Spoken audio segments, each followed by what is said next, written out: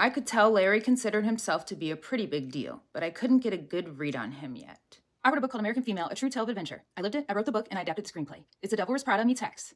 We're on Chapter 3, Ting Part 32 overall. Larry ordered a round of Sing Tao, a traditional local beer, the Bud Light of China, if you will.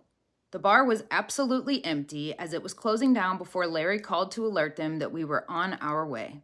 I could tell Larry considered himself to be a pretty big deal, but I couldn't get a good read on him yet. After ingesting a sufficient amount of beer, breaking the ice, and busting each other's chops well into the next morning, Rune and I had been awake for who knew how long. Definitely far past 24 hours. We were horsing around like drunken teenagers on the walk back to the apartment, dancing and giggling out of control. Felix hoisted Remy up for a piggyback ride while Rune ambled around imitating an orc from Lord of the Rings. He was in his element to the nth power. Zoning out the guys in the background, I gazed out into the sky thousands of miles away from home, my comfort zone. Mesmerized by the stars and the atmosphere and the unknown, a wave of excitement and serenity flooded over me. I vowed to return to that spot again late at night, alone with my thoughts and the foreign sky. Back in the apartment, I took a shower and felt refreshed.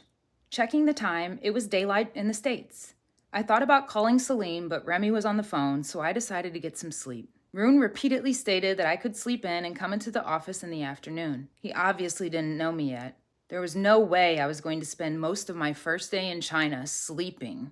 I was intent on arriving at the office the next morning whether he liked it or not. Emailing Salim a brief note saying I had arrived safely and promised to write more soon, I turned out the lights and quickly fell asleep. My alarm buzzed in my ear what felt like 2 minutes later. In reality, it was about 3 hours. I was groggy and tired, struggling to open my eyes. Then I remembered I was in China and popped right out of bed and brushed my teeth. I was told the water was safe to brush my teeth with, but not to wash dishes with. I didn't understand the logic, but didn't question it. I wiped on a few extra layers of deodorant, anticipating the ensuing sweat. Knotting my highlighted blonde hair atop my head in an attempt to battle humidity-induced curls, I wore a beige lace and royal blue dress. It was cute, but most importantly, it kept me cool in the stifling heat. New sandals were on my short list of purchases at the underground shopping center.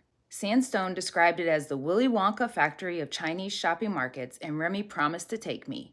I was stoked. Follow Pain Free TV online for part 33. Get your own copy and read along, link in bio. Thank you so much for watching.